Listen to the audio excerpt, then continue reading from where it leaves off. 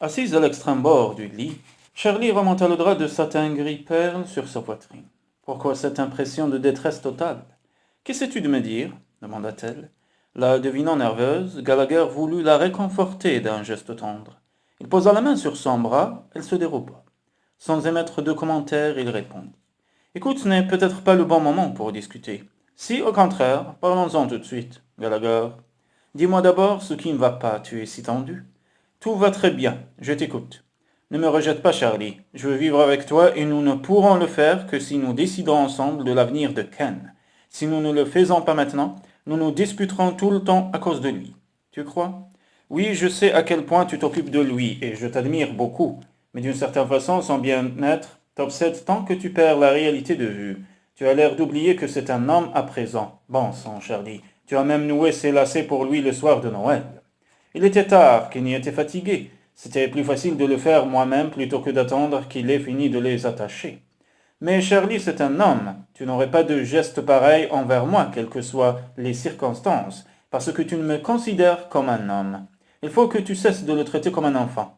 Laisse-lui sa dignité, sa liberté. Laisse-le être lui-même. Sa liberté? Pour faire quoi? Pour entrer dans une de ces maisons spécialisées où l'on ne les traite même pas comme des humains? Pour qu'ils ne te gênent plus? Non, ai-je jamais insinué cela? Tu viens de me dire que tu m'aimais, alors comment peux-tu m'accuser d'un tel égoïsme et d'une telle cruauté? Explique-toi mieux dans ce cas. Ken pourrait travailler.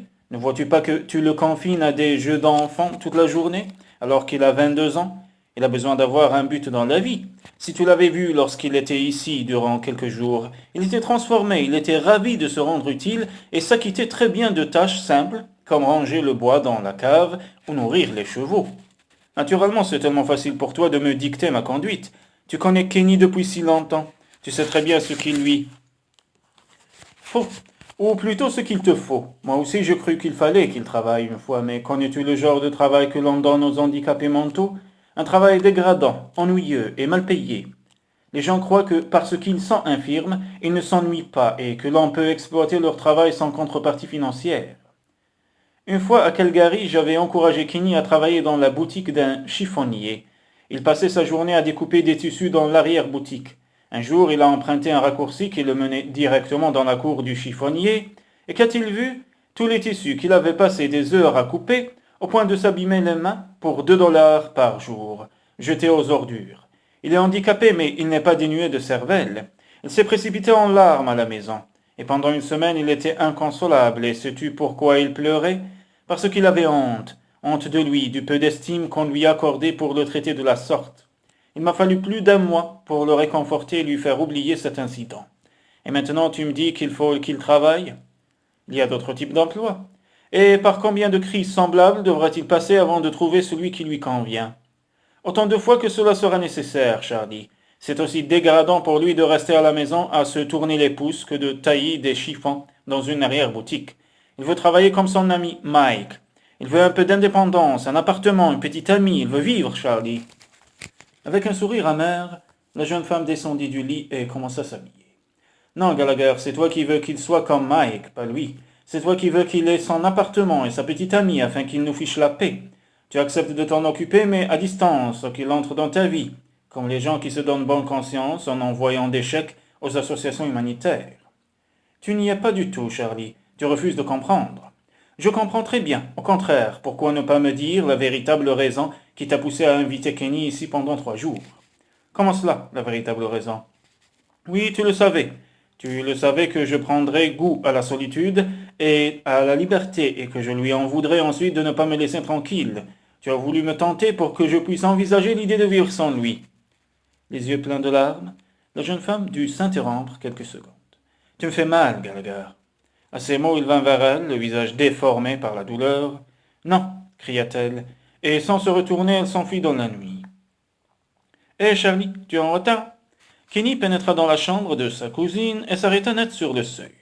Les yeux rougis de la jeune femme, en son teint blême, n'auguraient rien de bon. Tu es malade? lança-t-il. Je vais appeler Gallagher. C'est le numéro 3 sur le téléphone. Charlie acquiesça en silence. Kenny se comportait avec une grande assurance à présent, sans attendre qu'elle prenne des décisions comme un homme. Il dit qu'il savait que tu serais malade. Mais comment il l'a fait demanda-t-il naïvement à son retour.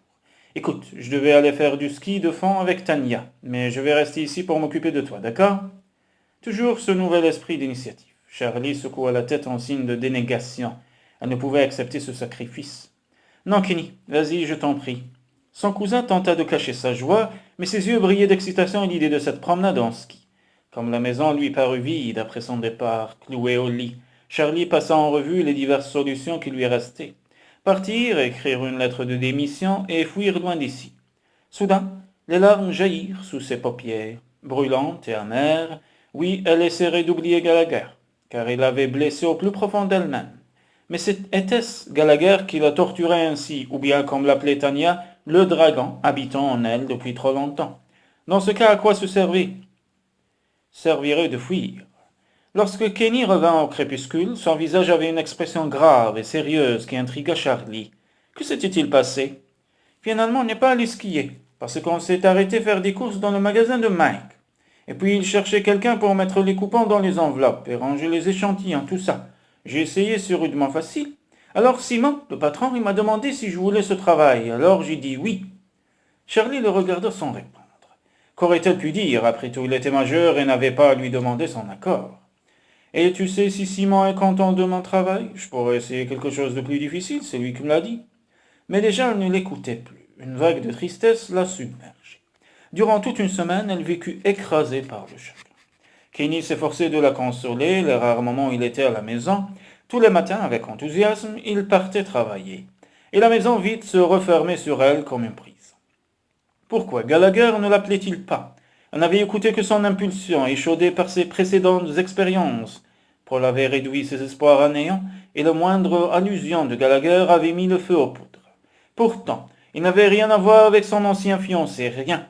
Charlie sentait bien que le problème venait d'elle. Un examen de conscience s'imposait, mais elle n'était pas prête, pas encore. Charlie avait trop peur. Chaque jour, la jeune femme passait des heures devant la télévision. Du matin jusqu'au soir, elle regardait feuilletons, jeux, films. Tout était bon pour l'empêcher de réfléchir. Était-ce la vie qu'elle avait fait mener à Kenny durant toutes ces années? Se demanda-t-elle un jour en s'étirant dans son fauteuil. Quelle horreur! Dieu merci, il s'était tiré d'affaire sans son aide, car elle n'aurait rien pu changer à quoi que ce soit à présent. Un soir, Kenny revint tout excité. Charlie, il y a une chambre de libre dans l'appartement de Mike, son colocataire est parti.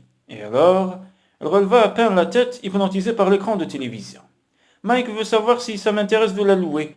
J'ai les moyens, Charlie, tu sais, je gagne assez d'argent. Il m'en restera même pour payer la nourriture, et puis pour aller au cinéma de temps en temps. Simon m'a aidé à faire mes comptes, et il a dit que non, non et non. La véhémence de Charlie prit Kenny de court. D'un air boudeur, il reprit. Pourquoi non, Charlie? Je veux habiter chez Mike, comme ça. Je vous inviterai à dîner avec Gallagher, comme Mike le fait avec sa sœur et avec moi. Pourquoi tu es méchante avec moi? Ajouta-t-il dans un élan de rancune. Kenny, excuse-moi, je ne voulais pas crier, mais je ne peux pas te parler maintenant, non, pas maintenant. Il m'appelle plus Kenny, je suis plus qu'un gamin. Personne ne m'appelle Kenny au travail. Je t'en prie, pas maintenant, quand je suis en train de perdre le seul homme sur cette terre auquel je tienne, je ne veux pas te perdre aussi, tu comprends? Pas en même temps. C'est pas vrai, tu m'aimes pas, Charlie, tu me détestes, oui, tu me détestes. Livide, Charlie dévisagea son cousin. Pourquoi ne n'y était-elle pas? Pourquoi se taisait-elle comme s'il disait la vérité? Accablée, elle ferma les yeux. La fenêtre de l'écurie dessinait un rectangle de lumière dorée sur la neige. Quelle scène gaie et touchante! Combien de fois n'avait-elle pas comparé Revelstock avec un bel album de contes de fées en contemplant ces chalets blottis sous la neige et l'émeraude sombre des sapins? Car c'était ce qu'elle avait voulu jusqu'à présent. Une vie apparemment féerique, composée de belles images successives, rien à voir avec la réalité que s'était imposée une fois l'album refermé. Prenant une profonde inspiration, Charlie franchit la porte entr'ouverte. Pendant quelques minutes, elle demeura immobile. Devant elle, Gallagher repartissait le foin dans la mangeoire des chevaux, les manches de sa chemise de flanelle relevées. Comme il était beau ainsi, simplement vêtu d'un jean et de sa chemise, malgré le froid, Charlie remarqua les rides qui barraient son front. Même sa bouche avait un pli amer que la jeune femme ne lui connaissait pas. Malgré le faible éclairage, elle remarqua son teint pâle et ses yeux cernés. Gallagher, il se retourna brusquement après avoir jeté une gerbe de foin dans la réserve. Comme il était séduisant malgré sa pâleur, de petites mèches frisées sur son front, Le cœur de la jeune femme se serra. Comment avait-elle pu le blesser, l'accuser d'avoir de mauvaises intentions? Bonsoir. Déjà elle reprenait sa tâche. Charlie s'approcha, caressant au passage la tête de l'un des chevaux. À présent qu'elle se trouvait en présence de lui, elle n'avait qu'une envie, fuir. Gallagher ne lui pardonnerait pas facilement d'avoir manqué de confiance en lui. Mais qu'importait, ce n'était pas pour cela qu'elle était venue. Pour reconquérir son cœur, non, elle voulait lui parler de Kenny. Il fallait qu'il sache, tout, absolument tout. Gallagher avait-il découvert qu'il était tombé amoureux d'une illusion? Se doutait-il du combat qui faisait rage en elle? La jeune femme hésita. Peut-être valait-il mieux partir avant qu'il s'éloigne d'elle à jamais à l'annonce de la vérité. « Je suis venu te parler, Gallagher. »« Je m'en doute. » Aucune réaction, il demeurait impassible. Était-il devenu indifférent ou était-ce une façade? « Je finis de nourrir les chevaux et nous irons dans le chalet. Je préparerai un chocolat chaud. » Sans répondre, Charlie le regarda s'acquitter de sa tâche. Le silence les enveloppait comme un brouillard, dense, insupportable.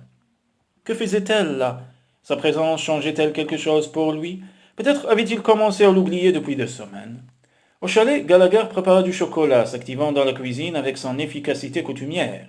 Il ne disait rien, ne la regardait pas, puis il s'assit près du feu et se perdit dans la contemplation des flammes, exactement comme si elles n'étaient pas là.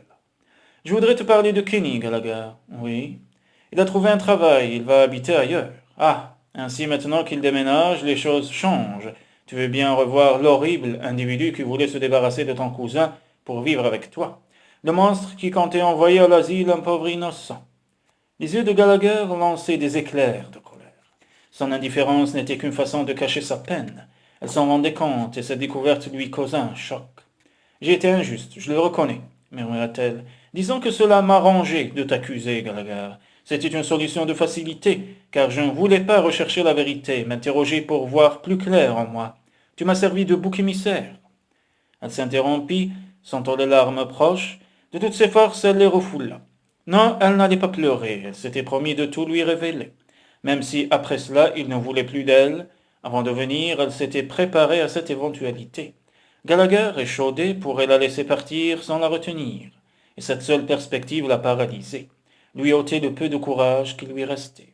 Par où commencer cette longue histoire, Gallagher? Tu sais, Kenny n'est pas né handicapé. Stupéfait, il s'exclama. Comment? Mais alors... Kenny était un bébé normal, très éveillé et vif pour son âge, d'une intelligence au-dessus de la moyenne. Quand je suis allé vivre chez Henri et Josette, il était encore petit et adorable. C'était mon bébé à moi. Je l'adorais, je m'occupais beaucoup de lui, c'était moi qui lui donnais son biberon, qui le changeais, moi aussi qui lui racontais des histoires pour l'endormir. Il était le petit frère que j'avais tant désiré, la famille que je n'avais pas eue. Charlie observa une pause et sa voix tremblait quand elle enchaîna. C'est moi la responsable de tout. S'il est handicapé, c'est à cause de moi, c'est ma faute. Elle avait presque crié, tant cet aveu la bouleversait.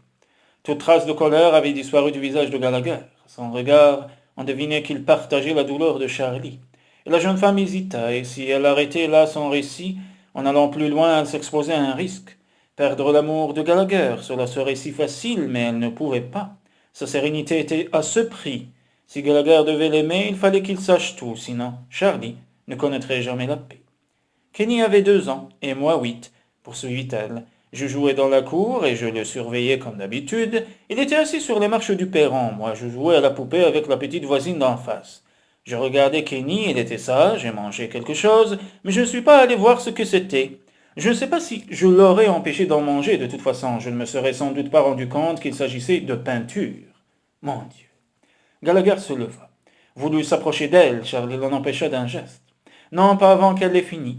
S'il la touchait maintenant, elle n'aurait pas la force d'aller jusqu'au bout. C'était de la peinture à l'oxyde de zinc.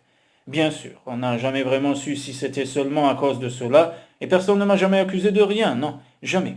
Sauf moi-même, depuis ce temps-là, chaque fois que je regarde Kenny, je me demande ce qu'il serait devenu si j'étais intervenu. Depuis ce temps-là, un oppressant sentiment de culpabilité me ronge. Tania avait raison. Son regard se perdit dans le vague, et elle dit avec un sourire amer, « Contrairement à ce que les gens pensent, je ne suis pas la sainte et dévouée Charlie, se sacrifiant pour son jeune cousin. Non, Gallagher, je suis coupable et j'ai tenté de me donner moi-même l'absolution en me punissant. C'est vrai que je ne voulais pas que Kenny soit indépendant, parce que je voulais continuer à payer pour ma faute. Oh, j'ai souvent rêvé de vivre sans lui, sans jamais vouloir me l'avouer, mais Comment aurais-je pu mériter de vivre une vie normale, moi qui avais gâché la sienne? Et si je le poussais à travailler, à être autonome, est-ce que je ne cherchais pas à me débarrasser de lui en me donnant bonne conscience? Mais maintenant Kenny croit que je le déteste, et moi, eh bien je ne suis pas sûr qu'il ait tort. Le souffle suspendu, Charlie attendit la réaction de Gallagher, comme un verdict. Dans quelques instants, il se lèverait, la laissant seule pour toujours, et elle n'aurait aucune raison de lui en vouloir. Incapable de supporter l'attente, elle ferma les yeux. Rêvait-elle? Gallagher vint poser la main sur sa nuque. Elle entendit le banc grincer quand il vint s'asseoir auprès d'elle. Puis il la prit dans ses bras.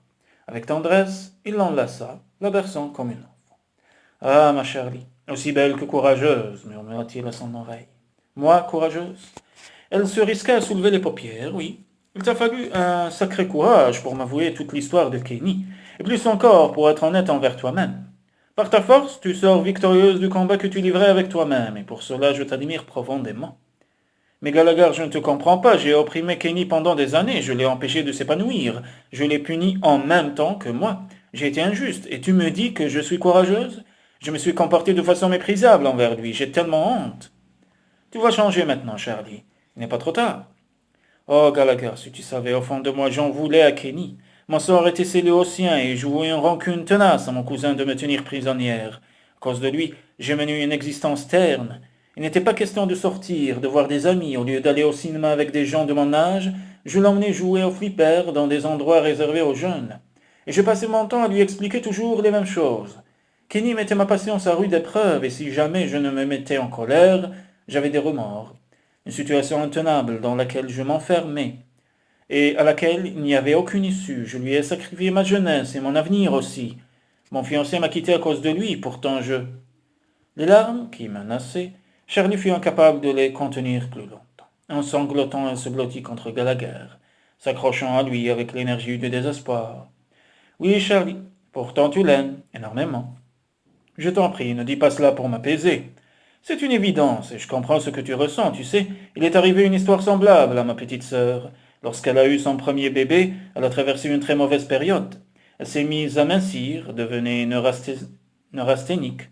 Un soir, elle est arrivée chez moi en pleurs. Elle regrettait d'avoir eu un bébé, mais soutenait qu'elle n'était pas faite pour avoir des enfants. Elle en arrivait à ne plus supporter sa petite fille. Un bébé nécessite une attention constante, 24 heures sur 24. Et elle détestait les 1000 tâches répétitives qu'il fallait accomplir.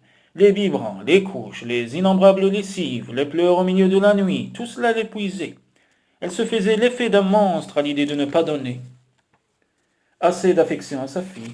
D'ailleurs, elle s'était peu à peu persuadée qu'elle ne l'aimait pas. Et que lui as-tu dit? Je lui ai conseillé de se reposer. Ma sœur était à bout, et elle n'y voyait plus clair. En réalité, elle adorait sa fille, mais souffrait de cet état de dépendance totale dans laquelle l'avait plongée la naissance. Elle se retrouvait enchaînée et l'acceptait mal.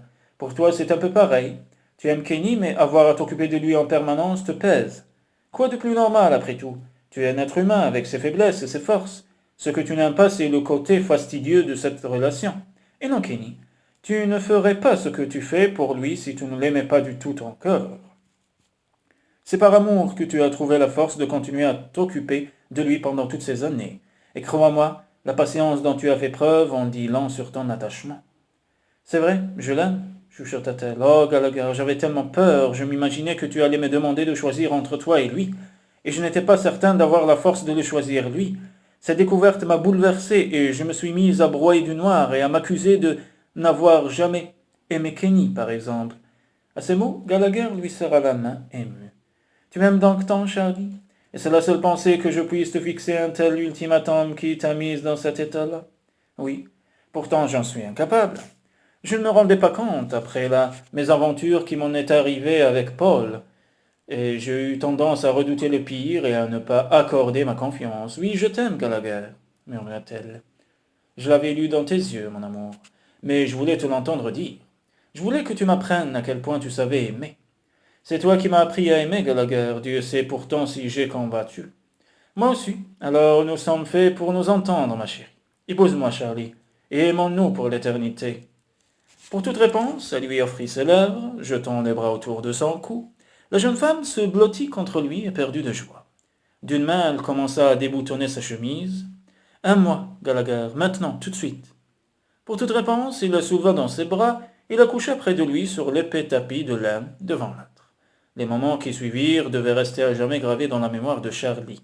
Grâce à Gallagher, elle découvrait un univers exaltant, fait de tendresse, de passion, d'audace. Plus tard, bien plus tard, le visage enfoui dans la masse de ses cheveux, Gallagher s'assoupit. Ses bras encerclaient la jeune femme comme s'il ne voulait jamais la laisser partir. Comme si ce moment-ci, c'était que le commencement d'une longue étreinte répétée à l'infini dans une éternité de bonheur. Charlie ne doutait plus. Le silence qui les enveloppait la berçait mieux que la plus belle des harmonies. Oui, elle épouserait Gallagher. Elle connaîtrait près de lui le bonheur d'être une femme, de porter ses enfants. Elle connaîtrait l'amour, non pas celui que lui promettait Paul et qui se brisa sur le tranchant des différences. Non, Gallagher lui avait fait découvrir l'amour véritable, plus fort que les flambées de la passion, et plus résistant aussi. Un amour qui se nourrissait de tous les moments de la vie pour grandir et s'épanouir comme un jardin merveilleux, comme un paradis. Soudain, la phrase de Tania lui revint à la mémoire. « Vous connaîtrez le paradis sur terre », avait-elle dit. Et ces simples mots, dans la force de leur vérité, firent couler sur ses joues ses premières larmes de joie. Gallagher Junior était de retour à la maison. Pourquoi claquait-il la porte chaque fois qu'il rentrait? Cette désagréable habitude de traîner les pieds, encore pleins de boue et de paille. « Enlève tes bottes, mon chéri !» s'exclama-t-elle. La réponse rageuse ne se fit pas attendre. « Non !» Ses yeux bleus brillaient d'une lueur orageuse, et ses sourcils froncés accentuaient l'expression entêtée de son visage. Il était fatigué et énervé, mais elle aussi, après tout. « Attention, Gallagher, enlève vite tes bottes, ou je me fâche. »« Ah, bon, d'accord. » Il se déchaussa, puis vint s'asseoir à la grande table. Charlie lui servit une tasse de chocolat chaud. « Je vais aller chez Kenny, maman. »« Gallagher, je t'ai déjà dit non ce matin. C'est impossible. Kenny est très occupé, tu le sais bien. Et il a ses amis aussi. Il viendra sûrement ce week-end, de toute façon. » Avec Helena, Charlie ne put retenir un sourire de tendresse. Tout le monde aimait Helena, la jeune fille enjouée que Ken avait rencontrée à son travail. Son cousin l'adorait. À ses yeux, Helena était la plus belle. Tous deux étaient inséparables. Oui, il viendra sûrement avec elle. Super, elle est gentille, Helena. Oui, très gentille. Charlie beurra le moule qu'elle tenait à la main et y versa le gâteau au chocolat qu'elle venait de confectionner. Puis elle ouvrit le four déjà chaud et le mit à cuire. J'en veux un bout. Voyons, attends qu'il soit cuit, Gallagher. Non, j'ai envie d'en manger maintenant. Eh bien, tu attendras, c'est tout. D'un mouvement rageur, Gallagher renversa sa tasse de chocolat et se laissa glisser sur le tapis. J'ai envie de goûter tout de suite, hurlait Gallagher en larmes. Avec un soupir, Charlie saisit un torchon, puis se pencha sur lui pour nettoyer ses mains. Lentement, ses sanglots se calmèrent et il noua les bras autour de son cou. Pardon, maman, chuchota l'enfant, je t'aime beaucoup, tu sais. La jeune femme lui caressa le visage et serra son fils contre elle. Comme ils étaient las, tous deux, ce soir, elle s'assit confortablement dans le grand fauteuil du salon et déposa un baiser sur le front de Gallagher déjà endormi. « Moi aussi je t'aime, » murmura-t-elle. Comme il ressemblait à son père, la jeune femme ne pouvait s'empêcher de s'émerveiller de la similitude de leurs yeux de saphir, de la splendeur de leurs boucles noires, et caressant la tête de son fils levé contre elle, Charlie s'abandonna peu à peu à la paix du soir. Pourquoi la maison n'était-elle pas éclairée à cette heure-ci? Une forte odeur de brûlé provenait de la cuisine, et Gallagher se précipita pour sortir du four les restes calcinés d'un gâteau au chocolat. Où était passé Charlie? Allumant les lampes, Gallagher glissa sur quelque chose d'humide. Il se pencha sur le tapis. Junior avait dû renverser du chocolat. Pauvre Charlie. Elle venait sans doute de passer une nouvelle journée difficile. La veille, elle avait éclaté en sanglots après une autre bêtise de Junior. Elle pleurait souvent ces temps-ci, rendue plus vulnérable par sa grossesse. Que faire d'autre, sinon attendre patiemment que les choses rentrent dans l'ordre? D'ici quelques semaines, la saison serait finie et il pourrait la seconder davantage. Comme elle lui avait manqué cette année, la voûte céleste, sans Charlie à ses côtés, perdait toute sa magie. Car depuis 5 ans, ils ne se quittaient pas. Depuis leur mariage, leur vie avait été une succession de bonheurs partagés. Poussant la porte du salon, Gallagher aperçut la jeune femme endormie avec son enfant dans les bras. Le feu mourant les enveloppait de lueurs dorées, soulignait les courbes de leur corps et la rondeur naissante du ventre de Charlie. Dieu qu'il était fier et heureux. Saisissant doucement son fils, Gallagher scruta le visage de sa femme. Ils s'étaient promis l'amour et ils avaient tenu parole. Autrefois, il pensait que rien n'était plus beau au monde que la descente vertigineuse d'une pente enneigée sous un soleil flamboyant, dans le silence de la montagne. Eh bien, il s'était trompé.